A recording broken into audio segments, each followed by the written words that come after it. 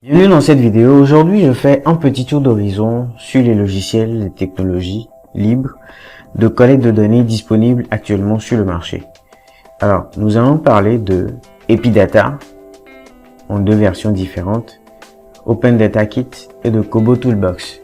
Alors, le contenu de cette vidéo vous sera utile seulement si vous êtes en gestion de projets communautaires, épidémiologie ou dans le domaine de la santé et que vous êtes appelé à un moment ou à un autre de concevoir des fiches d'enquête histoire de collecter des données auprès d'une population donnée.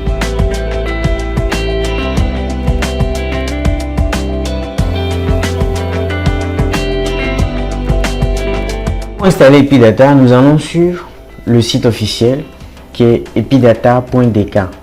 Donc c'est une application développée par des équipes danoises. Donc DK pour l'extension du Danemark. Donc, sur le site, on a différents menus, des présentations du logiciel dans son ensemble et tout. Epidata Entry, Epidata Analysis et autres. Nous allons dans le menu Download et accéder à tout ce qu'on peut télécharger. En tant que francophone, premier réflexe, je vais aller chercher une version française éventuellement s'il existe. Et donc, lorsque sur la page Download, je descends plus bas, je tombe sur français ici. Donc, nous avons Epidata en italien, en néerlandais, non, je ne sais pas ce que c'est, Polish, ça doit être la Pologne et tout. Du polonais plutôt, du portugais et ainsi de suite. Donc je vais prendre français et à côté j'ai le FR Setup, c'est celui-là que je clique et quand je clique dessus, bon, je l'avais déjà téléchargé, alors il me demande si je veux dupliquer le lien ou pas. Je vais faire non puisque je l'ai déjà téléchargé. Donc, à côté on peut trouver Epi Intro qui ressemble à ceci. C'est un fichier PDF qui nous dit un peu ce que c'est que Epidata, comment ça a été conçu et tout. Et utiliser Epidata lorsque vous avez collecté des données sur papier et que vous souhaitez faire des analyses statistiques ou organiser les données. Donc directement sur le site, vous avez droit à Epi Intro qui nous renseigne sur comment ou ce à quoi le logiciel peut servir. À côté de ça, en bas du setup, nous avons Extended Help et lui il ressemble à ceci.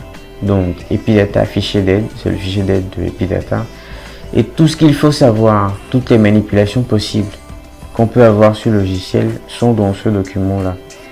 Donc lui également en introduction il dit Epidata est un programme de saisie de données. Le but du programme est d'aider à la création des versions informatiques des questionnaires d'enquête en facilitant la saisie. Donc l'idée fondamentale, comme le dit le document, est d'aider à la création de fichiers de données bruts de bonne qualité pour analyse ultérieure. C'est-à-dire que lorsque vous utilisez Epidata et que vous faites correctement les choses, à l'analyse, vous n'aurez plus à vous soucier des données manquantes et autres parce que vous l'auriez déjà paramétré. Alors, Epidata fonctionne sur trois types de fichiers de base. Il y en a d'autres également, mais c'est les types de fichiers les plus importants. Les points QES, abréviation de questionnaire, les points REC pour les fichiers de données. Donc, les questionnaires sont stockés dans le fichier QES. Les données que vous allez entrer, c'est-à-dire le nom d'une personne spécifique, son prénom, sa date de naissance et autres, sont stockés dans le fichier REC et le fichier CHK pour check ou contrôle permet de mettre les différents contrôles sur la donnée. Par exemple, on ne va pas saisir la date de naissance d'une personne en 2020 et que sa date de consultation soit en 2020 alors qu'on est en train de questionner des gens sur leur profession par exemple. Donc une personne qui est née en 2020 n'a pas encore de profession, normalement. Et ainsi de suite. Donc, quelles sont les petites spécificités? Il y a des types de données à respecter lorsqu'on utilise Epidata. Donc voilà. Donc les dièses sont représentés. Les dièses représentent les formats numériques, que ce soit entier ou décimal. Donc au niveau des décimales, on met des points pour préciser combien de chiffres il y a avant la virgule et combien de chiffres il y a après la virgule. Donc le tout est dans le EpiRelf. Donc les types tests sont représentés par des underscores. Les tests en majuscules par le chevron inférieur A est fermé par le chevron supérieur. Donc les types dates, nous avons les DDMMY pour le format français, pour dire 01-02 2020 pour 1er février 2020. On peut également avoir d'autres types comme le MMDDY qui est beaucoup plus américain, le mois avant le jour, ensuite l'année. Voilà, qui se représente ici. Le format booléen, des questions où on va dire la personne est-elle mariée, oui ou non. Donc oui ou non représenté par Y. Ensuite, le format automatique, il correspond pas exactement à ce qui est fait, mais on va en venir. Et quelques raccourcis clavier également. Donc le EpiRelf sur le site donne exactement tout ce qu'il faut savoir pour le paramétrage complet. Ensuite du EpiIntro qui n'est pas aussi explicite que ça à mon avis. Lorsqu'on installe et ouvre Epidata, pour rappel, nous avons téléchargé une version. La version française date du 28 janvier 2008, selon le site. D'accord. Donc, lorsqu'on installe Epidata et qu'on l'ouvre, nous avons la version 3.1, dans laquelle nous avons bienvenue dans Epidata et tout le reste. Donc, on va fermer ceci et créer un nouveau fichier questionnaire. Donc sur cette page, nous avons une page totalement blanche dans laquelle nous pouvons saisir des données. Donc, je vais ouvrir un questionnaire que j'avais déjà conçu ici. Voilà. Donc j'ai un questionnaire déjà conçu. Comment est-ce que je lirai cet élément? Je vais le considérer comme une phrase. Donc une phrase simple est composée d'un sujet, d'un verbe et puis d'un complément. Donc à chaque niveau, je vais avoir le sujet, le verbe et le complément. Qu'est-ce que cela veut dire? Le sujet, comme IDN par exemple ici, c'est le nom que je vais avoir dans mon fichier d'analyse. Mais identifiant, c'est le libellé pour expliquer ce à quoi IDN correspond. Par exemple, j'ai mis NOM tout simplement pour nom. Et dans le libellé, j'ai mis nom de la personne. Donc, petite restriction, lorsqu'on écrit le sujet ici, on va le considérer comme un pronom personnel. Il, elle, je, nous. On n'a pas le droit de mettre espace, underscore, arrobase, les caractères spéciaux à l'intérieur. Par contre, le verbe peut contenir autant d'espace et autant de mots qu'il faut. Donc, la restriction se trouve beaucoup plus sur le sujet que sur le verbe. Parce que le verbe explique exactement ce que fait le sujet. On va y aller comme ça. Donc, on met deux points et devant, on met le type de données. Donc, ici, c'est des underscores. Donc, c'est des types tests. Le logiciel permet d'utiliser une petite boîte pour préciser le type d'élément que c'est. Par exemple, si je supprime tout ce qu'il y a ici et que je viens dans test, je mets test, je vais préciser ici la longueur. Restriction également sur cette petite boîte. Elle ne prend pas de valeur supérieure à 19 à la saisie au clavier. Néanmoins, on peut utiliser les poignées présentes pour le faire augmenter jusqu'à 80 qui constitue la limite.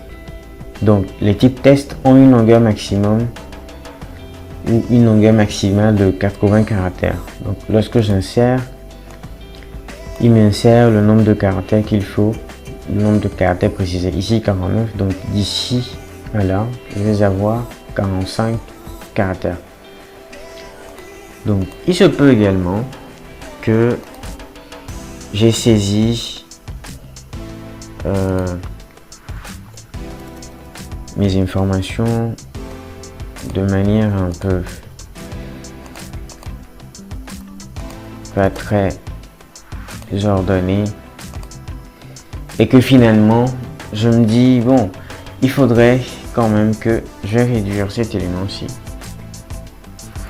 Il faudrait quand même que mes éléments soient présentés d'une certaine façon pour qu'ils soient attrayants à la vue et tout. Donc je me place devant l'élément que je considère le plus long sur toute la phrase. Donc j'ai prénom de la personne qui est beaucoup plus long que les autres. Donc je me place devant l'élément le plus long. Je clique sur le bouton éditer et j'ai aligné les champs. Je clique là-dessus et voilà, tous mes champs sont alignés. Donc ce bouton-ci qui se présente là nous permet de voir un peu ce à quoi peut ressembler notre formulaire en question. Donc les types de données, comme j'en parlais, nous avons le type numérique ici, automatique. Il se trouve dans autre, donc numéro ID automatique. Donc lui, il se charge de mettre +1, +1, +1 à chaque fois que je change de formulaire. Ensuite, nous avons les types numériques, entier et décimal. Donc ici, j'ai un chiffre et je précise le nombre de chiffres que je veux après la virgule et ainsi de suite. Au niveau de la taille, par exemple, je vais effacer et remettre. Nous allons avoir 1 et 2 là pour peut-être écrire 1,90 m et ainsi de suite.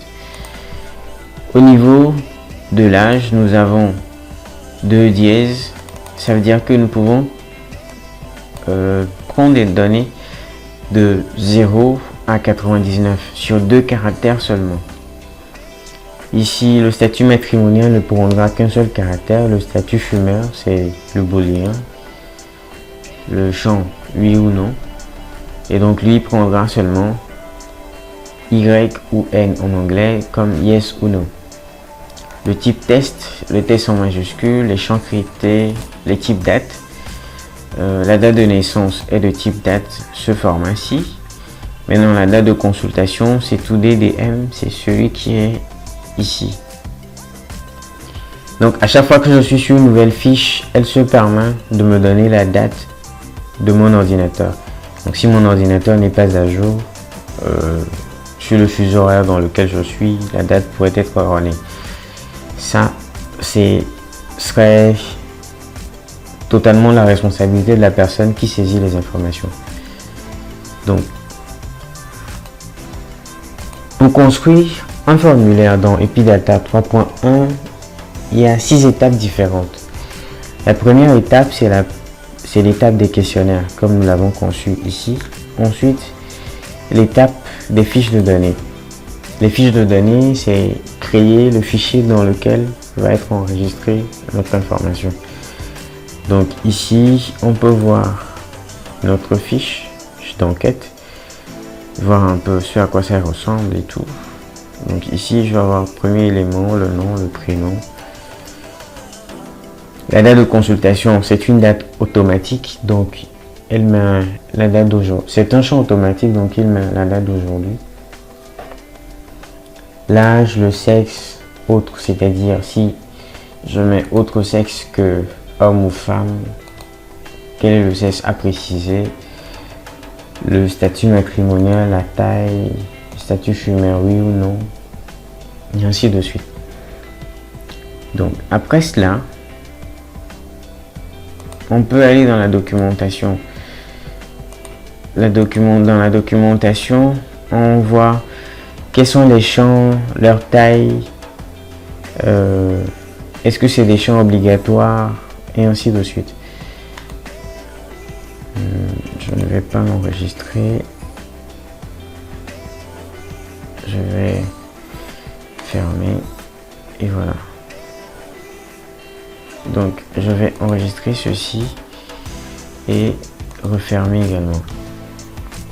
Après avoir créé le questionnaire et la fiche de données, nous allons à la partie contrôle. Dans la partie contrôle, on met exclusivement l'accent sur les éléments, les contrôles à faire sur les éléments. Ici, on met le nom de la personne et must entry yes. Ça veut dire quoi? Ça veut dire que le champ nom est obligatoire lorsque nous faisons une saisie. Le prénom également. La date de naissance, ici, elle n'est pas obligatoire. Mais on peut faire un petit contrôle pour calculer immédiatement l'âge. Donc, DDN, date de naissance. On va écrire du code. After entry, je vais descendre et mettre and identité, faire if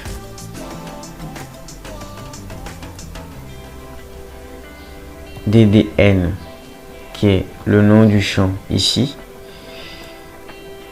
si DDN supérieur à DDC, c'est-à-dire date de consultation, alors je vais faire un and if. Donc si date de naissance supérieure à date de consultation, on va afficher un message pour dire help. Erreur de saisie. Type égale erreur. Et on va faire clear DDN. On efface le contenu du DDN, la date de naissance saisie, et on va faire un go to DDN. Accepter, quitter et sauvegarder. Donc après cela,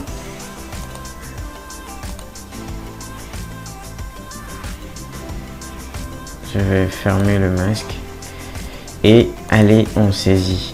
Je prends mon fichier en question, je fais oui.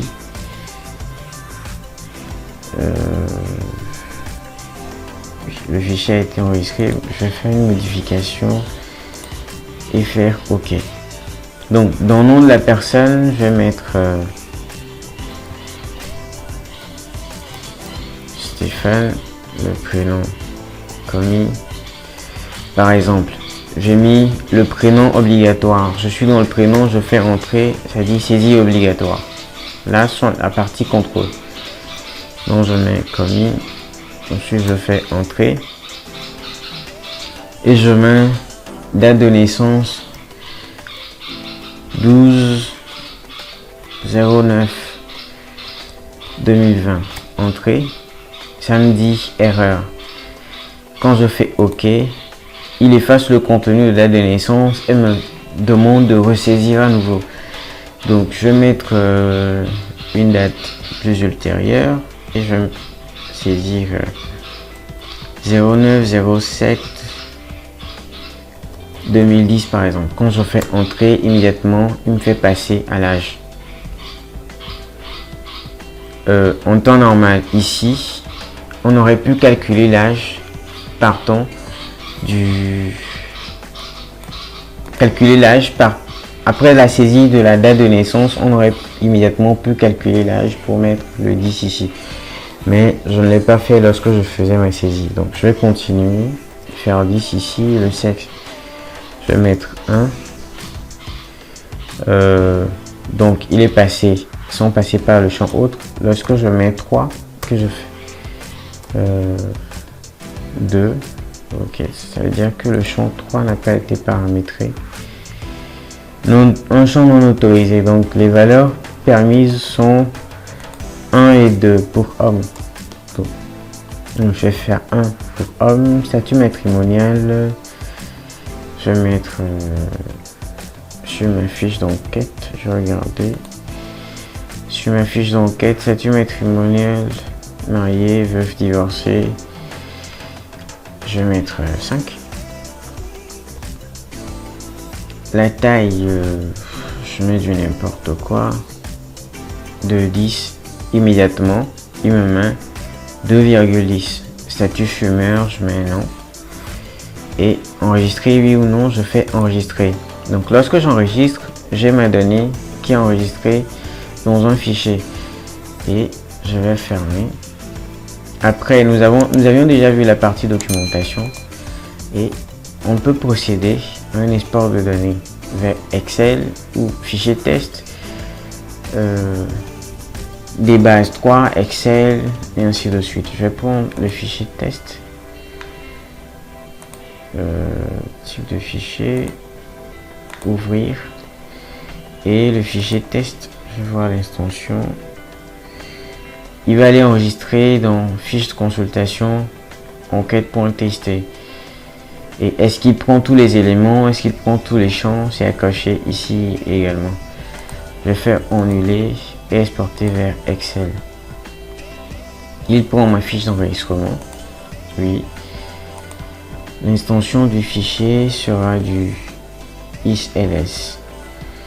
Le format utilisé par Excel 2003, 2007, ou même 97 aussi, je crois, si je ne me trompe pas.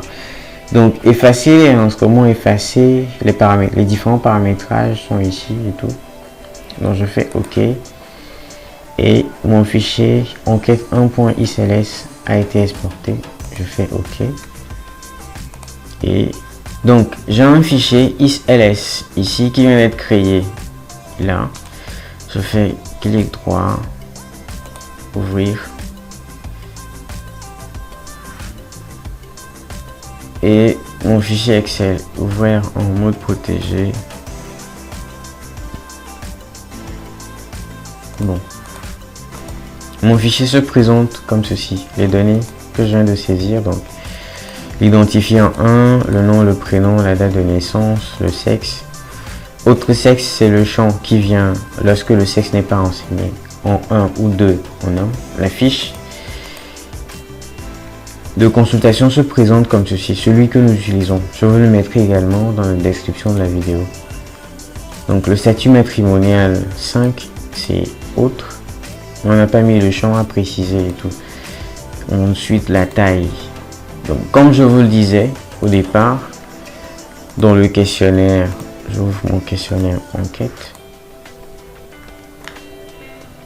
Bon, dans mon questionnaire, vous allez voir que j'ai mis identifiant ici, mais c'est le IDN qui est sorti dans le fichier d'export, le NOM, le PRO Donc, c'est le sujet de ma phrase qui constitue l'entête de mon tableau de sortie.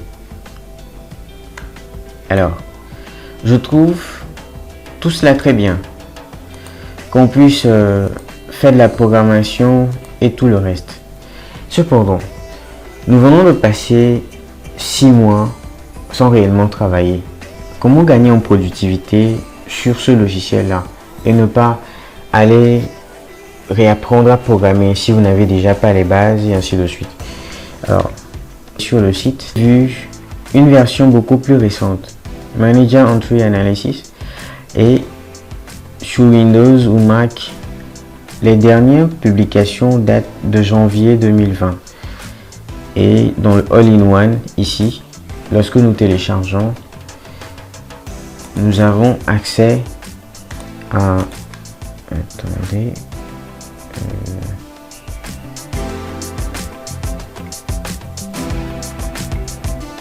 Le tri n'est pas automatique. Lorsque nous installons la version 2020, il installe ces 4 logiciels différents. Epidata Manager qui contrôle l'ensemble, Epidata Entry Client dans lequel on stocke nos données, Epidata Analysis et Analysis classique pour l'analyse de données. Donc je vais entrer dans Epidata Manager et l'interface se présente de cette façon. Là également, j'ai déjà créé un fichier questionnaire que je vais appeler. À la différence du 3.1 qui utilise plusieurs fichiers pour stocker les questions, les données et puis les contrôles, dans la version 4.6 qui date de 2020, tout est stocké dans un seul fichier qui est un fichier EPX. Lorsque je l'ouvre, j'ai mon formulaire qui se présente comme ceci. Là, plus besoin de savoir qu'est-ce qui représente une donnée test ou ainsi de suite. Les types de données sont présentés avec des boutons. Donc lorsque je prends cet élément, c'est un integer que je place comme ceci. Je clique là-dessus et que je le place comme ceci. Il me crée immédiatement un fichier de type entier, ici, le type entier. Je lui donne, comme nous l'avons vu, le sujet sera le nom qui va sortir, ensuite le libellé, la longueur 1 ou 2 selon la taille des informations. Quand je mets 1, je prendrai les informations de 0 à 9. Si je mets 2, je prendrai les informations de 0 à 99 et ainsi de suite.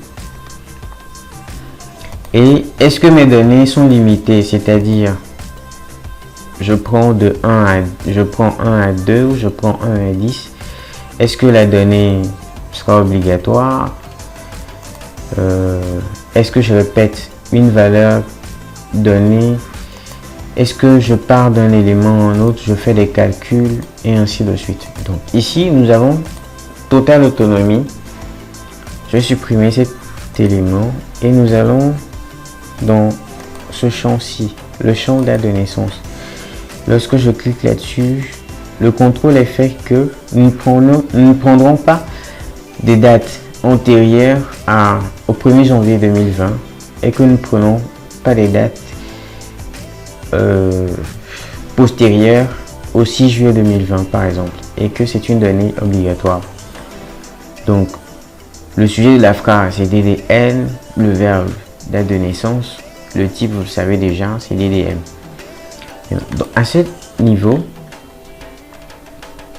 un calcul est immédiatement fait. Je fais à l'âge, j'affecte le DDC, date de consultation ou date de saisie de l'information, moins la date de naissance, et je retourne la différence en nombre d'années. Donc également ici, on peut créer des données, des dates ou combiner des champs pour produire des informations.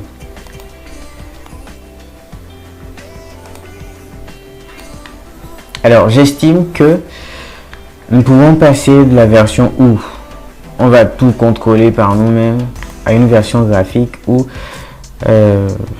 on peut très facilement changer les valeurs. Donc ici par exemple nous prenons les informations de 1 à 3 et dans le jump, lorsque c'est le statut est 1, on va directement à statut matrimonial. Lorsque le sexe est 1, on va directement à statut matrimonial. Lorsque le sexe est 2, on va à statut matrimonial toujours. Lorsque c'est 3, on va dans le champ access qui demande à préciser. Je vais faire close et ensuite entrer les données. You wish to close the current project, yes.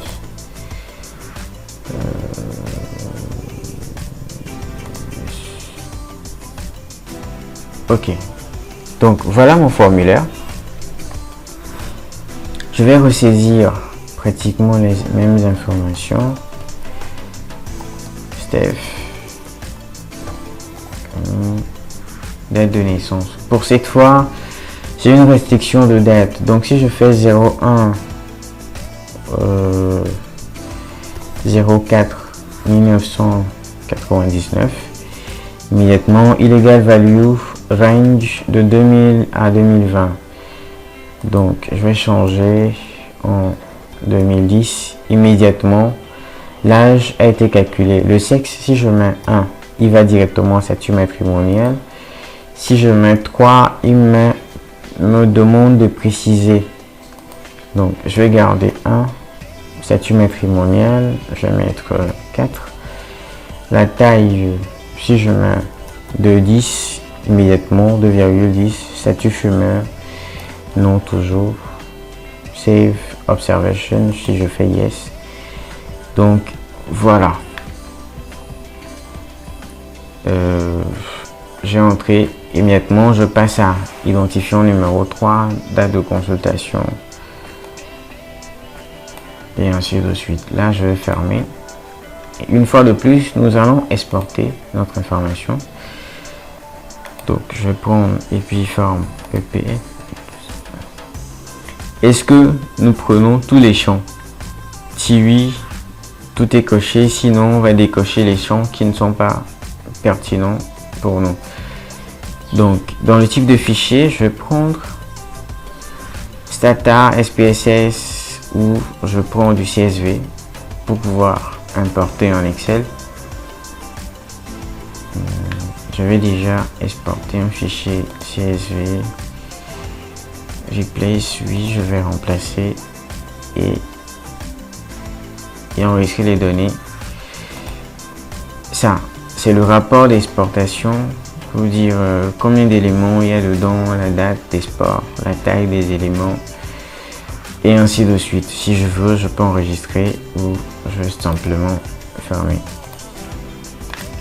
Donc je vais dans le dossier en question, je vais plutôt dans Excel, un contrôle N et je vais importer mon fichier en question, celui-ci, mon fiche dans tête, suivant, mon délimiteur c'est la virgule. On va regarder ici, je vais ouvrir le fichier avec un éditeur de fichiers.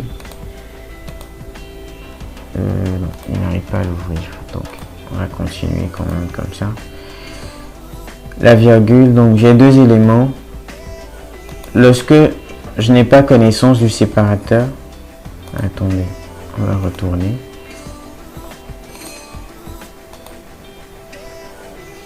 Donc lorsque je prends mon fichier CSV et qui me dit le nom du fichier export et tout, dans CSV export, je peux préciser le délimiteur, le séparateur de date, le séparateur de temps, les décimaux et ainsi de suite. Donc voilà. Donc voilà ce à quoi ça ressemble lorsque mon séparateur c'est la virgule. Donc lorsque je clique sur la virgule, j'ai tous les champs séparés immédiatement. Je fais suivant, type standard, je fais terminer. Je le charge dans une feuille de calcul existante, je fais OK. Et voilà. Donc voilà présenté les données que j'ai saisies dans mon fichier sur ma fiche d'enquête. Alors, une fois mon fichier exporté, je peux procéder à toutes les analyses que je veux. La répartition de ma population par sexe ou la corrélation entre le statut fumeur et l'âge ou le sexe et ainsi de suite. Alors nous allons passer au logiciel suivant qui sera OpenDataKit, plutôt getodk.org. Donc voilà, ici je suis sur le site officiel de OpenDataKit. Donc je vais aller sur le site X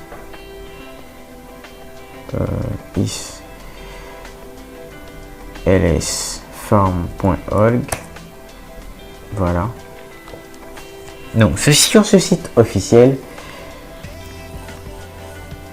il me montrait tout ce qu'il faut faire pour pouvoir utiliser Open Data Kit. Donc ici, nous avons les paramétrages différents que nous pourrions faire à partir de Excel. Donc notre fichier Excel ou le classeur Excel doit contenir 3 feuilles. La première feuille s'appellera Survey, la deuxième feuille Choice et puis la troisième feuille Settings. Donc ici dans mon classeur, ici j'ai les feuilles Survey, Choices, Settings. Petite attention au nom. Lorsque le nom que vous saisissez est différent, c'est-à-dire vous mettez Choice sans S ou Choice avec une voyelle ou une consonne en trop, le fichier n'est pas considéré. Du coup, il faudra faire attention à utiliser les mêmes noms que sur les sites officiels, donc Survey, Choices et Settings. Qu'est-ce que j'ai mis dans mon fichier? La première ligne, c'est la ligne d'en-tête. Donc on a le type, le nom et puis le libellé. Donc le nom sera de type test, nom de la personne, prénom, date de naissance, la date de consultation, la date d'aujourd'hui. L'âge sera l'âge de type entier. Le sexe, c'est dit, on sélectionnera un. Et la feuille Choices nous permet de mettre des restrictions sur l'élément. Donc quand je prends le champ sexe, je sélectionne femme, homme ou autre. Et la même chose pour le statut matrimonial. Lorsque je prends un, c'est que je prends marié et ainsi de suite. Oui ou non, c'est le champ statut fumeur. La taille sera de type décimal. Maintenant dans le fichier settings, j'ai form title, le nom du formulaire, l'idée du formulaire et puis l'URL du document sur lequel nous allons stocker. Donc ici, je vais stocker dans un fichier Excel que j'ai mis dans Google Drive. Sur mon Drive, j'ai un fichier Data Collect qui est totalement vide. Alors, quel avantage me donne ODK sur Epidata? Sur Epidata, c'est que j'aurais tout fait sur un papier et que maintenant je vais saisir. Avec ODK, je peux à partir de mon téléphone portable concevoir une fiche d'enquête et totalement l'utiliser. Alors, après avoir créé ce formulaire dans Excel, je vais sur le site de Get ODK, je vais dans Software. Dans Software, j'ai ODK Collect. Ça, c'est le lien pour aller télécharger depuis Play Store. Et là, je vais gérer le ODK islsform. Je vais cliquer pour ouvrir dans un nouvel onglet. Ça, c'est la documentation. Okay. Ici, dans un nouvel onglet, je vais uploader. Je vais aller télécharger mon fichier en question, ouvrir et faire un submit. Si tout est bon à l'intérieur du fichier, on peut regarder sur à quoi ça va ressembler. Ici, donc je vais avoir le nom de la personne, prénom, date de naissance, un calendrier, l'âge, le sexe, autre, statut matrimonial, la taille, comme ceci, le statut fumeur et puis valider. Donc voilà un peu la structure du fichier que j'ai défini dans Excel. Ce que j'ai défini dans Excel aura cette vue là. À partir d'ici, je vais télécharger le fichier Xform et j'ai un fichier xform.xml. Je vais l'ouvrir avec un éditeur de test. Vous allez voir, c'est un fichier XML qui se présente de cette façon-là. Ok. Donc, je vais renommer en enquête et je vais le mettre à côté de mon fichier Excel ici dans le Drive.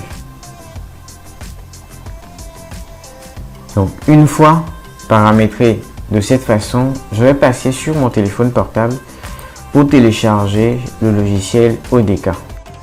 Alors une fois sur mon téléphone portable, je vais dans Play Store et je télécharge ODK Collect 2019. Donc, je prends le tout premier logiciel qui apparaît, ODK Collect. Je le prends, je fais installer.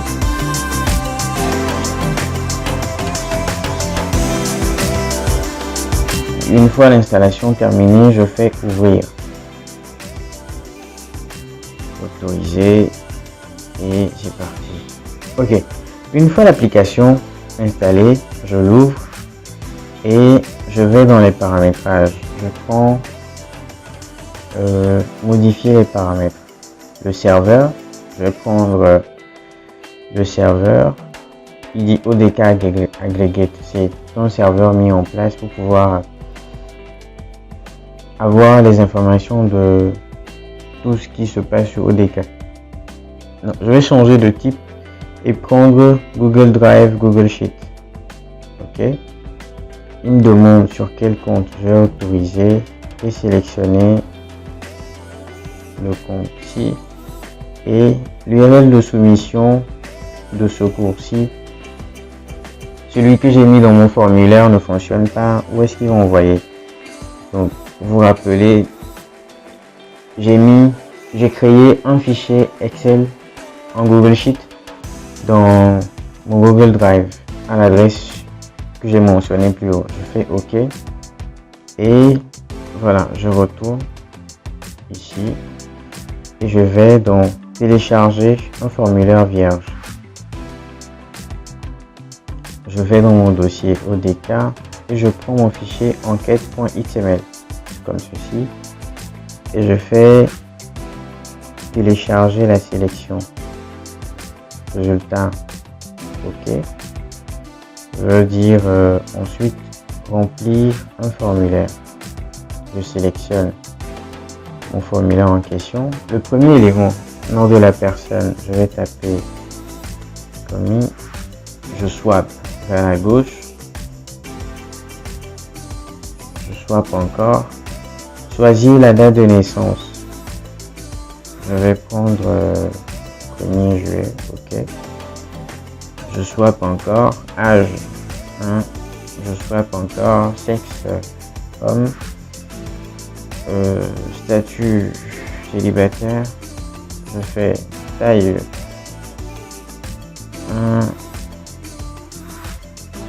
1,50. Je swap encore. Statut fumeur, non. Je swipe encore. Il me dit, vous êtes à la fin de isls form.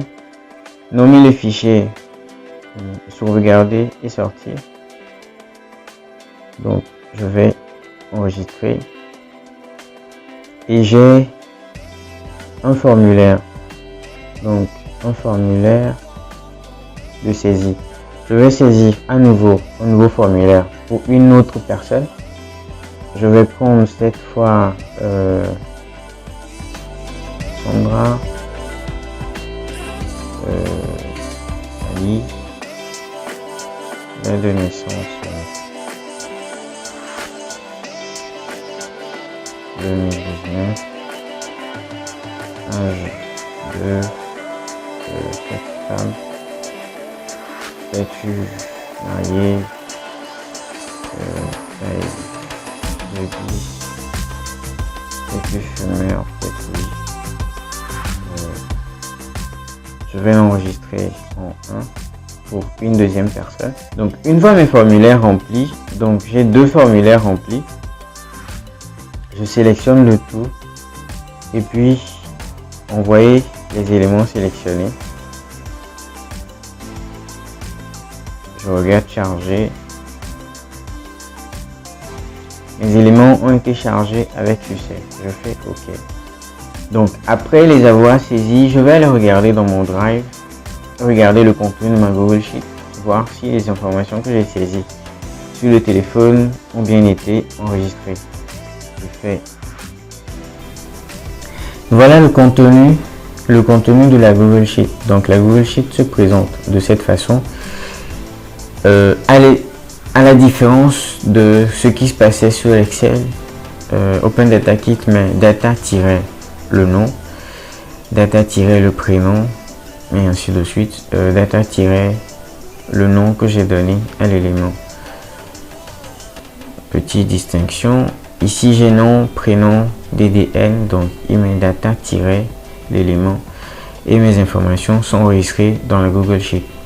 Donc à partir de votre téléphone portable, vous pouvez directement enregistrer les données, les envoyer sur le Drive. Je peux télécharger ce fichier et directement aller l'analyser dans Excel ou continuer mes manipulations dans Google Sheet si je le veux bien. Nous allons passer au troisième logiciel qui est Kobo Collect. Sur Google, nous avons Kobo Toolbox qui est le site officiel. Donc, nous allons nous y connecter. Ici, là, on est obligé de créer un compte. Je vais prendre une méthode User Organization et Research, différents types. Projet limité ici. Il y a des limites pour les éléments et tout. Donc je vais prendre celui-ci et je vais enregistrer mon compte. Pourquoi pas? Nom d'utilisateur, je vais mettre Stéphane.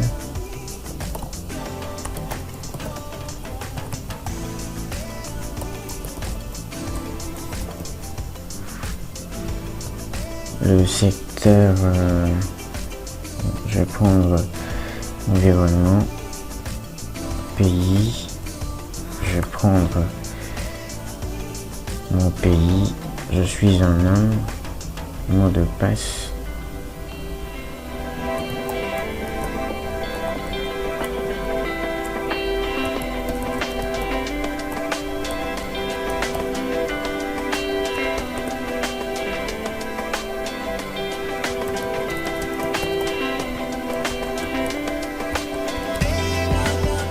Et je crée mon compte.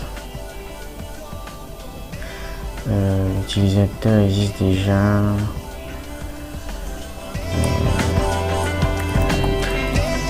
Ceci.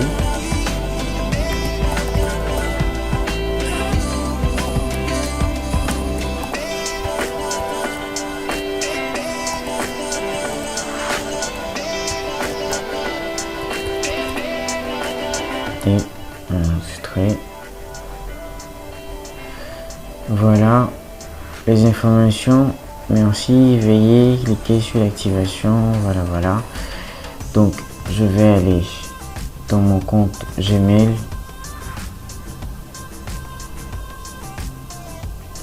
Donc voilà le message que j'ai reçu et je vais cliquer sur activer pour activer mon compte. Donc je suis ici dans mon back office. Donc user can also drag and drop is here. Donc je vais faire nouveau et on peut utiliser un template ou uploader un XLS form. Mon document, fiche consultation, celui-ci, et que j'ouvre.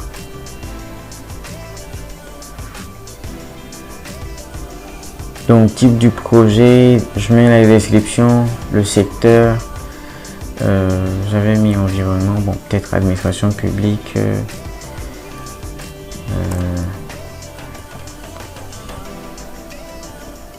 Togo, en partageant, peut-être créer un projet.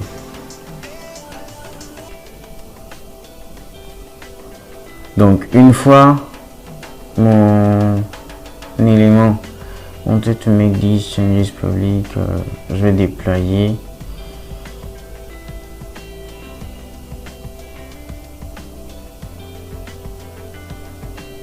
La fiche a été déployée.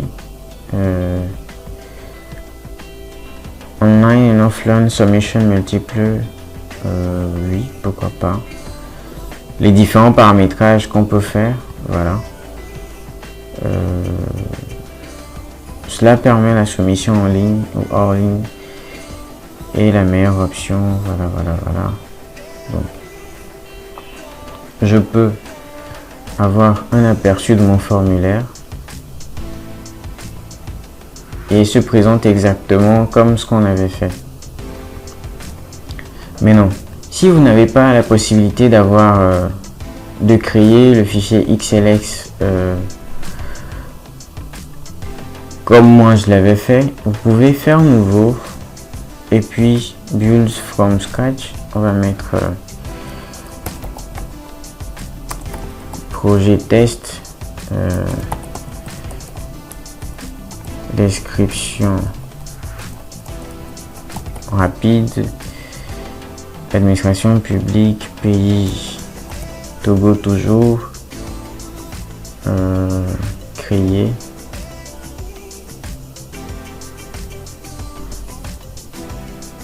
La fiche est vide, donc je prends un élément, je vais ajouter une question, nom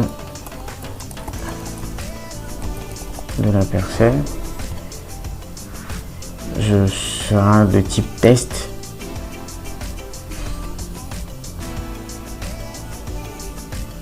je prends un nouvel élément,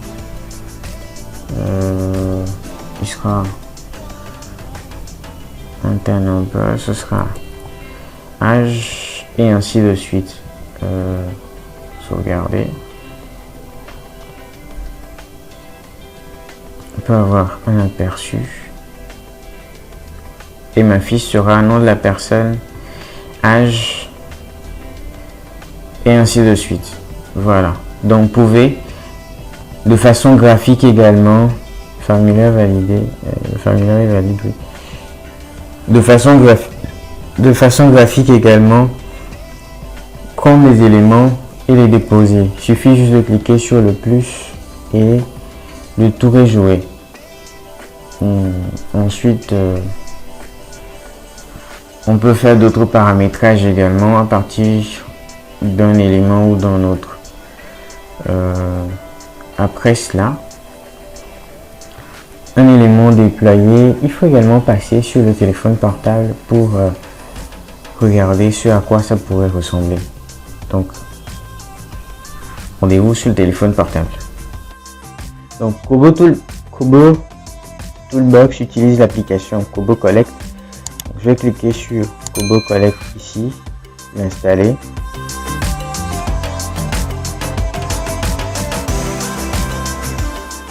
Bon, Kobo Collect ressemble à peu près, ou disons presque, à ODK Collect. Et même ici, part of Kobo Toolbox based on ODK Collect. Donc les formulaires que j'avais envoyés sur ODK Collect sont également présents. Donc une fois Kobo Collect installé, je vais aller dans les paramètres et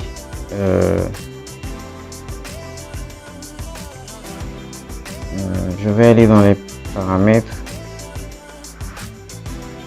et utiliser Kobo Toolbox et me connecter en tant que Yann Steph.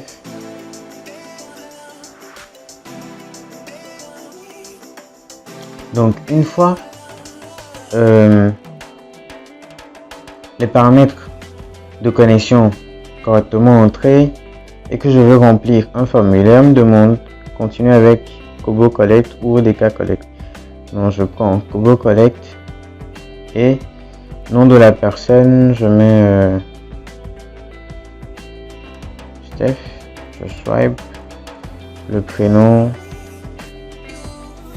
je swipe, choisir la date, je swipe, l'âge 1, je swipe, marié,